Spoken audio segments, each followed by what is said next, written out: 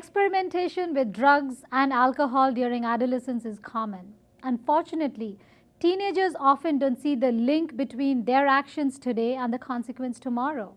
They also have a tendency to feel indestructible and immune to all the problems that others experience. Using alcohol and tobacco at an early age has negative health effects. While some teens will experiment and stop, or continue to use occasionally without significant problems, others may develop a dependency, moving on to more dangerous drugs and causing a significant harm to themselves and possibly others.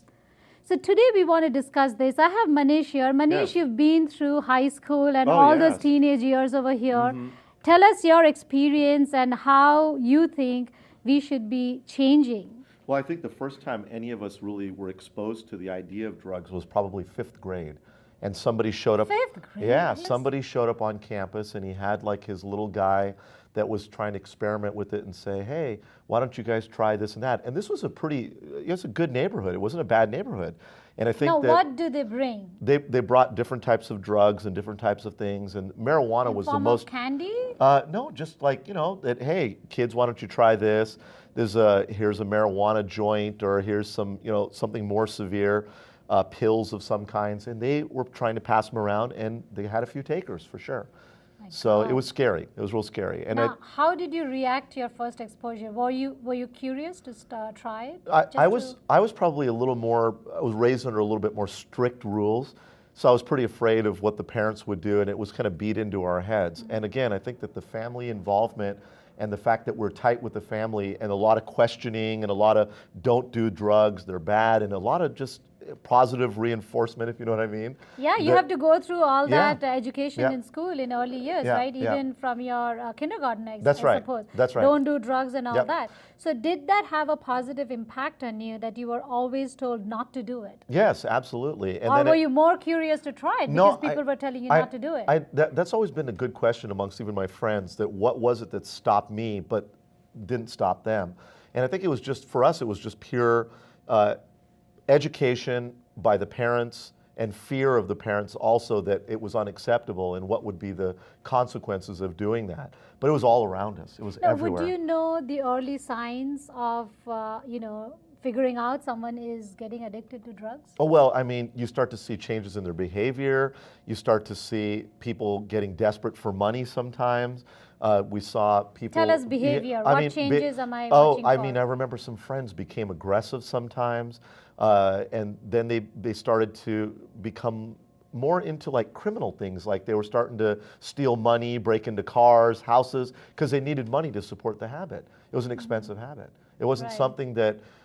it really wasn't something that they could support, because their parents weren't paying them any allowance, and they're still not old enough to work. But I mean, this started at 13, Well, that 12. can be confusing, because some of these signs could be confused as a teenager sign. They're getting aggressive, they're getting out of the house, they're hanging out with their own friends.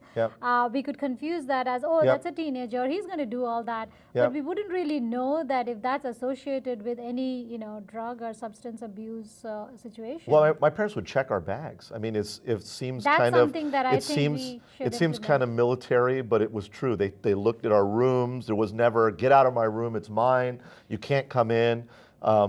Check our bags. They'd look through things. They'd always be on top of it. I think as a parent, it seemed like they were always on top of things. Now, apart from checking bags, what else did they do which was different, which actually kept you away? Well, like I said, that one of the things was communication. Talking about it, educating us, showing us films and things that were like, oh, this is what a person looks like, and and again, there was a balance of culture, the Indian part of the culture, which was very strong, and that whole thing that it's not acceptable in the Indian culture, therefore you shall not do this.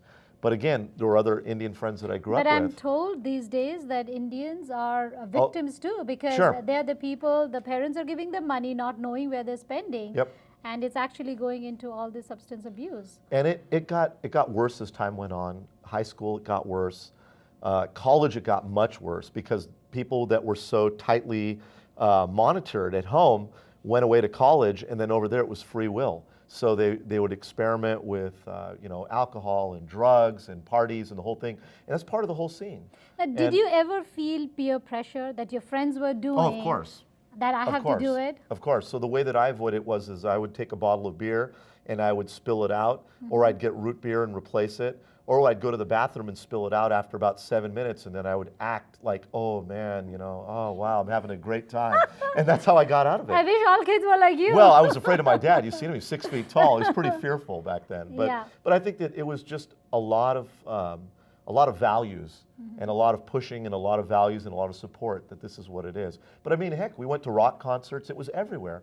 I mean, I went to my very first concert. I think it was an Ozzy Osbourne Metallica concert. And literally, Anna, we're sitting here and there's a row of people in front of us and one marijuana joint's being passed like this, all the way to there, all the way to Wow. there.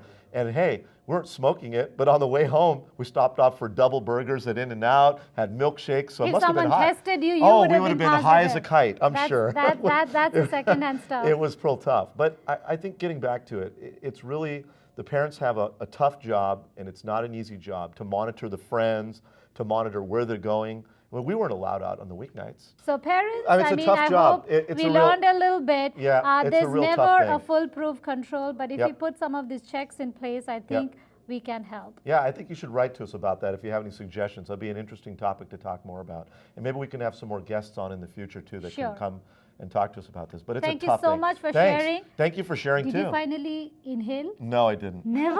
No, I just Come breathed on, it. get out. I don't know. Do you breathe it? Is that inhaling? I don't know. You smoke it, I thought. President Clinton never did either. But Obama did. He did? Yes. Oh, I like Clinton better.